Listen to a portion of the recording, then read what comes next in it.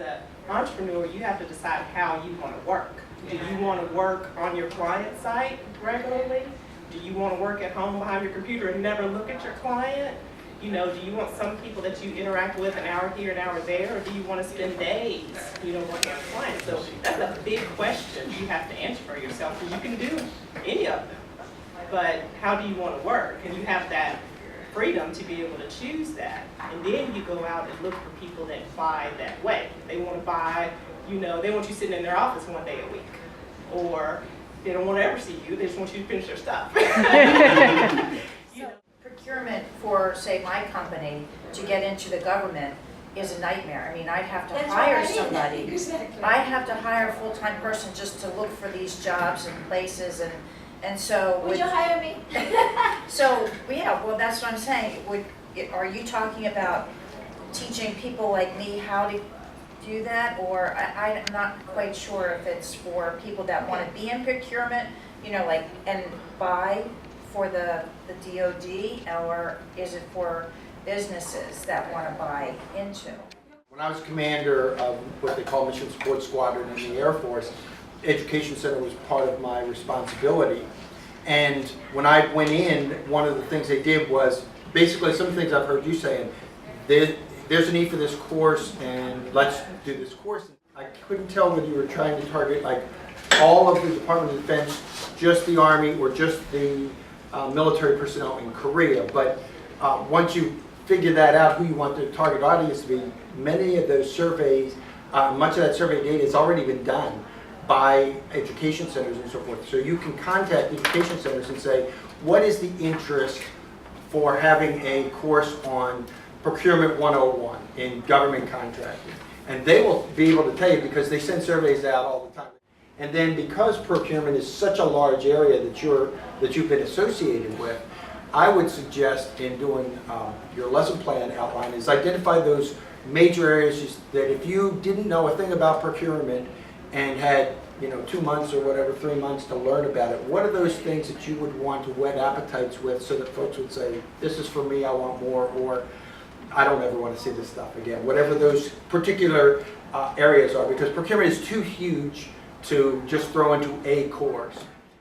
Also with transition assistance programs, they ask folks as we're transitioning out of the military, what is it that you want to do when you grow up, kind of thing. So they may already have some data too. So I would talk to those agencies to see what kind of pulsing they've already done for the subject that you want to teach. Before. If you really do plan to grow, your finances have to be done correctly, and they have to be done strategically. And depending on what you're trying to do, if you're trying to get bank loans or establish your credit, or just writing real business plans, all those people can be very valuable. But you want to do it right from the beginning, in my opinion. There's an organization called the Association of Independent Money Managers or something like that. You can go on the website, and basically what they do, it's a very nice, strong, supportive association, and they help people that can't do their finances themselves. And they charge $75 to $100, $120 an hour. And they go out and maybe they're blind, or maybe they have dementia. And some of them target different groups. Some of them target the elderly. Some of them target business owners that are too busy to do their own,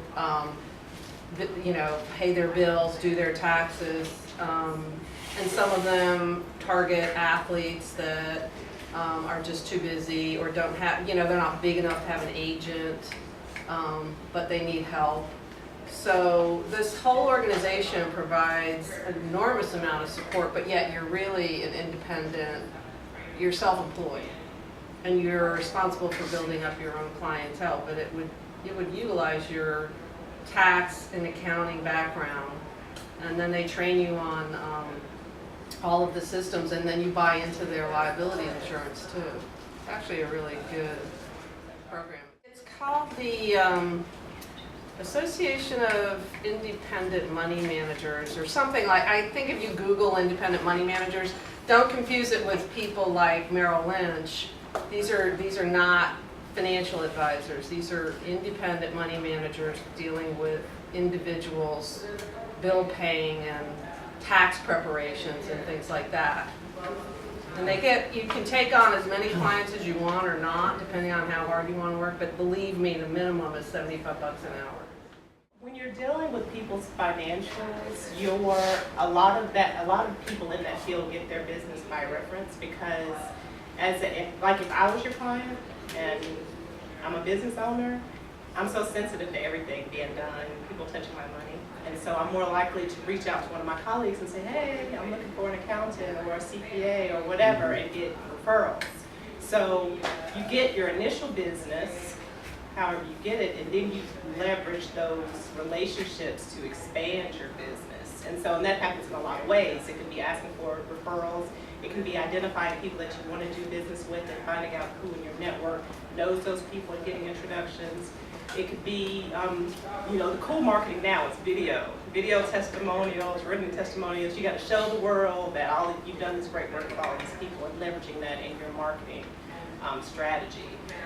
Joining these associations, like she mentioned the Association of Independent Money Managers. Joining those organizations among other people that are related to you or indirectly related where there's no competition, so you can refer business to each other.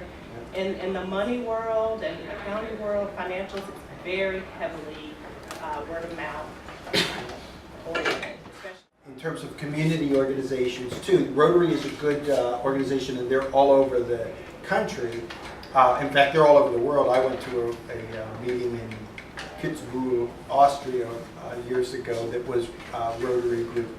They have some very good business connections in the community that they may be able to help you in terms of networking opportunities with other businesses in the area as you get set up and established. And also, because you're going to be moving around, you could have a good captive audience with the transition assistance, because it is having retired after 30 years in the military. I went in at 18, and so when I got out, I had no idea what it was like in terms of taxation, in terms of how my money was going to change and how it was going to go into a lot more tax pockets that never existed before for me, because I was always exempt wherever I lived. That's a good captive audience too for you to talk to and say, hey, you're transitioning, maybe you're staying in Virginia, maybe you're going to North Dakota, whatever the case may be.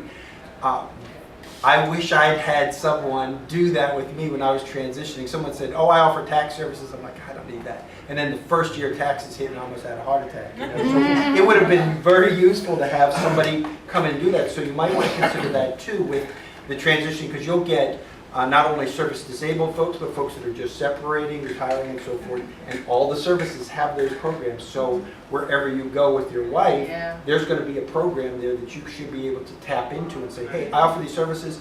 I'll come in and make my pitch for free as part of your seminar. And then you could start, a segue into getting some clients that way too. My husband works for the State Department, and so I'm also constantly moving.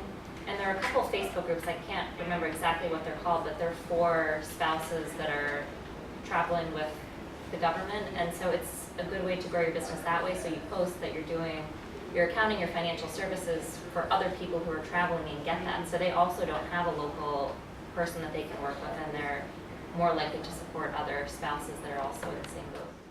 You could do a whole business model around April 15th because there's so many people that need help with getting their taxes done correctly. There's so many different models you can do. And even from an education standpoint, just building, some seminars, maybe 2 or 3 seminars related to, tax preparation or tax filing, that will get people in the room and engaged, and you're establishing yourself as a subject matter expert, and then you can leverage you can communicate your other services as a part of that seminar. But, today is April 15th. Thank goodness it's over. Those opportunities for getting that word of mouth travel really fast in the military community for sure, because we're a more compressed community, if you will.